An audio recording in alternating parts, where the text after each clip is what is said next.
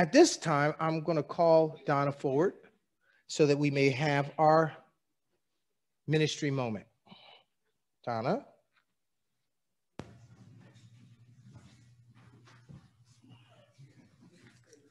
Good morning. The ministry moment now is from the music department, and we are recognizing Mom today. And thank you all for coming on this special day for Mom. I told her she was getting something special today. I told her she was getting a certificate, but I left a few things out, didn't I? Of course, my brothers are here, my sister-in-law, my niece. They're a bit of a surprise. And some of the other folks that are here today are a bit of a surprise as well. Thank you to the Kogels for coming up from Clayton. Mrs. Lester down from Pennsylvania, Mrs. Sevi from Newcastle, and Sam and Sandy Tuttle are here downstairs. So thank you all for coming, and Mrs. Poffenberger also for coming in. Hopefully I didn't miss anybody. Okay. Today we're honoring and acknowledging Mom for her decades of service to the church as organist. If we figured it right, more than 50 years. She works hard on her therapy to get back at that bench right there. And oh yes, as an added bonus, her 99th birthday was just this past Friday.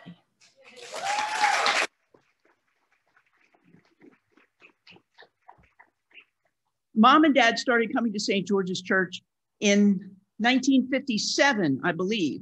Is that correct, Mom? I think I was 3 years old.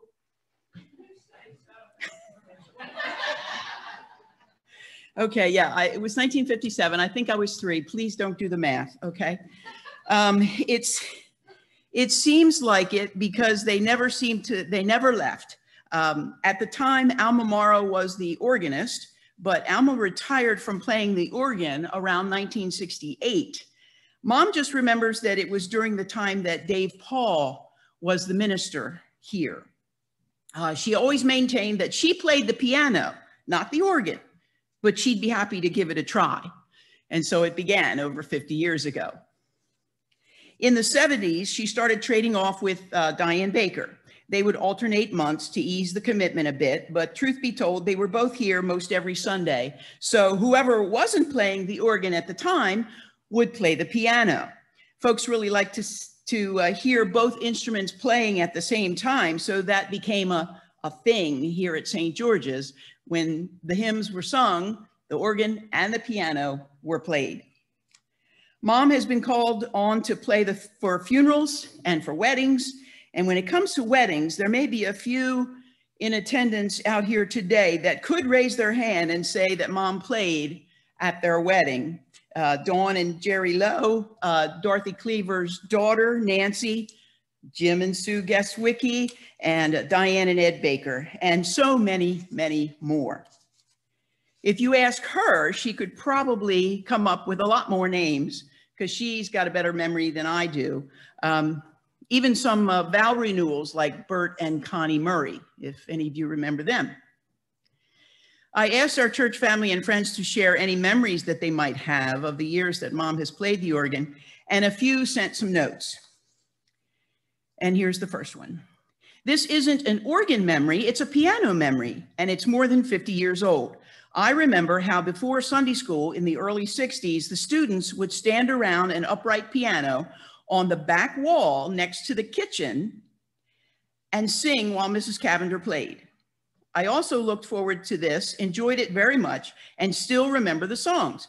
Jesus Loves Me, This Little Light of Mine, the B-I-B-L-E, Zacchaeus, Was a Wee Little Man, etc. Of course, then I didn't appreciate the commitment and sacrifice involved to be there to play the piano for us, but now I do. Thanks, Aunt Kitty, for good memories and for teaching little ones songs that would stay with them for a lifetime. And that was sent by Chrissy Baker Billings. The next one is, when we first came to church, we were so amazed to see her playing the organ and Bing playing the piano together, as I mentioned before. As we have gotten to know Miss Kitty, we are even more impressed with her. Anytime we complimented her on her playing, she usually made it seem like it wasn't a big deal. And sometimes she'd say, oh, I missed a note or two. Yep. Of course, she says, we never noticed. We are so grateful for the number of years of service she has given to the church and community. We wish her all the best. Take care. And that's from Trish, Charlie, Matthew, and Nicole Carrico. And finally, I have another one. What great memories I have of Kitty and the wonderful years we spent at St. George's Methodist Church. Bailey and I were in the choir, and it was some of the best years of our lives. Being in the choir directed by Diane and Kitty as organists was not only the most fun, but getting to know Kitty and Harry and all the choir members was great. We always look forward to Tuesday evening practice. I will always remember practice was on Tuesday night. Tuesday night practice. They were like our extended family. I so enjoyed the beautiful duets that Kitty and Harry would sing every once in a while. Kitty is so talented, and she and her family were a great addition to the church. I enjoyed getting to know Kitty in church activities and socially as a good friend. Kitty, congratulations on 50 years as organist, a well-deserved honor, and that was sent in. Love from Joan Lester, who came today. So thank you, Mrs. Lester, for coming. So those are a few of the notes that I got back in. Does anybody else have anything in particular that they'd like to share about Mom's tenure as organist here at St. George's? Sue. Oh, wait a minute.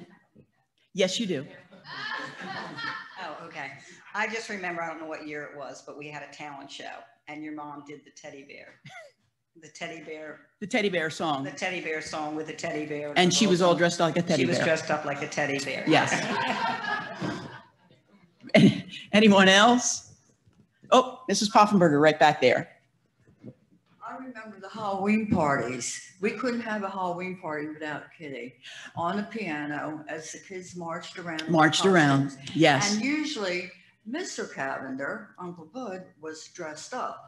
So it was a great evening, and every year our kids, and I'm sure everybody that went here, just could not wait for that Halloween party. Yeah, it was always a good time. Thank you, Kitty. Yeah.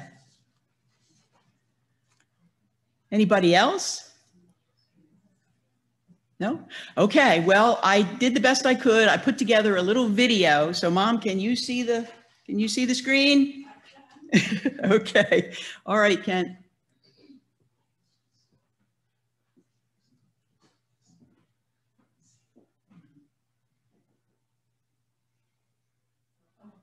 Give her a kiss.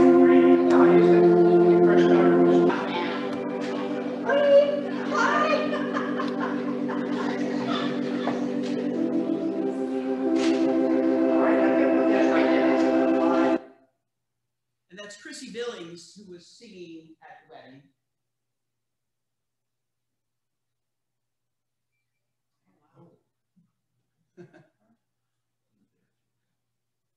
Hey, Miss Kitty, happy 99th birthday.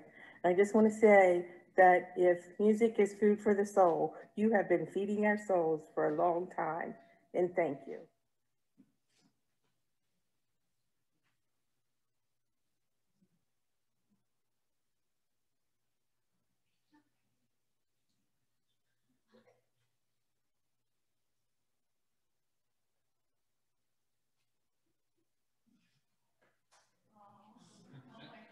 Miss Kitty, how are you, hon? Your daughter reached out to me, said that it's coming up on 50 years of you tickling those ivories, and I couldn't help but send a little thank you. It seems the most appropriate. But really, I'm overwhelmed.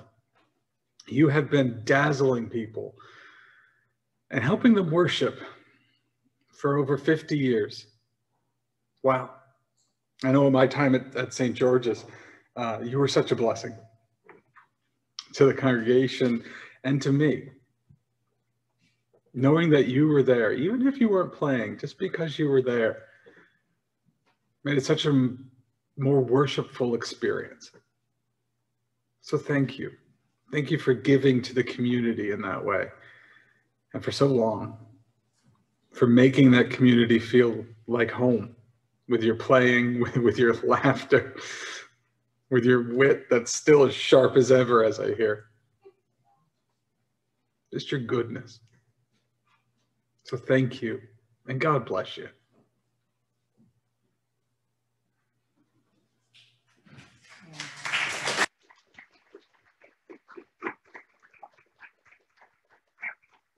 And now I turn it over to Pastor Rudy, who has something. Even further, I'm sorry.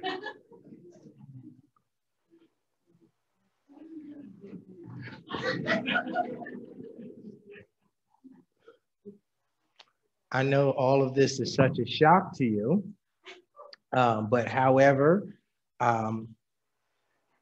we as a congregation felt it was necessary to be able to honor you in such a way. And in doing so, we have a plaque. We have a plaque for you today that reads as follows: Kitty Cavender, in recognition of your dedicated and loyal service for more than 50 years as organist at St. George's, we present to you today, June the 6th, 2021, our appreciation that's commemorated in this plaque.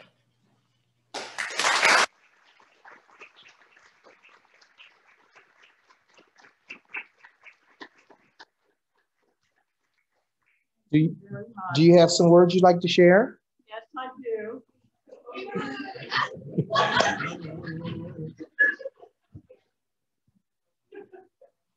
Donna is my carrier.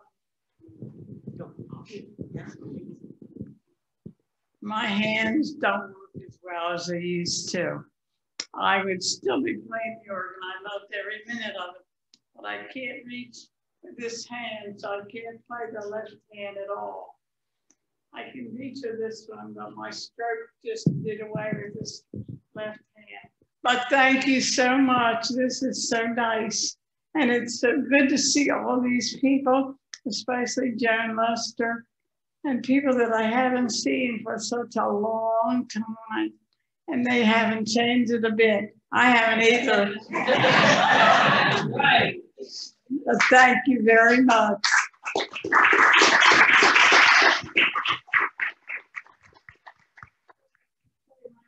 Sons are both here today. Doug is here, and Chip is here, and my granddaughter Devin is here, and my daughter-in-law Melissa is here. So I'm so happy to see all of them. Miss Kitty, there's another surprise. Donna, if you would, so that Miss Kitty can see that here on this organ is your name. Oh, no. Yes, and it says this: in honor of Miss Kitty Cavender, this organ. So much. Oh, wow. I loved playing that organ. I'm sorry I can't do it anymore, but I loved it. Well, thank you once again.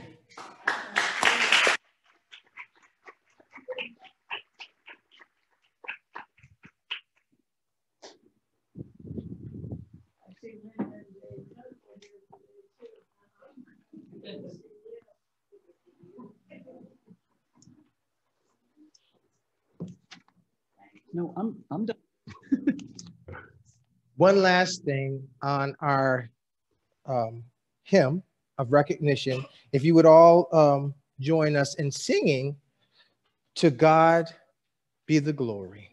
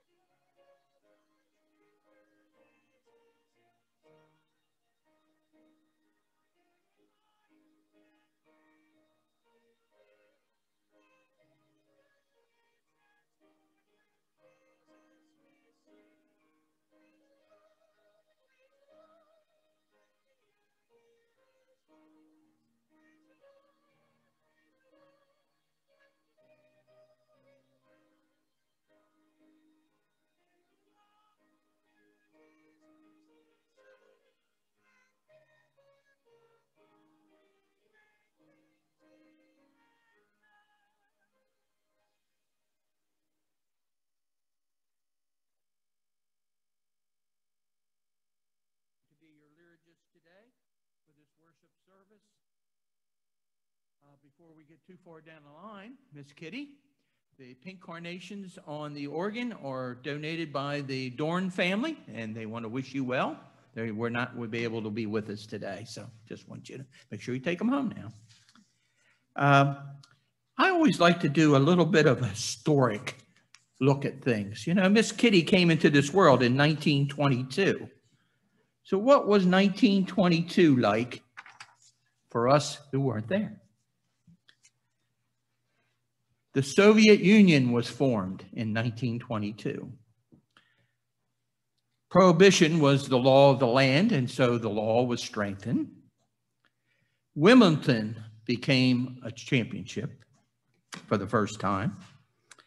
The British Broadcast Company, the BBC, was founded in 1922. President Harding introduced the first radio to the White House.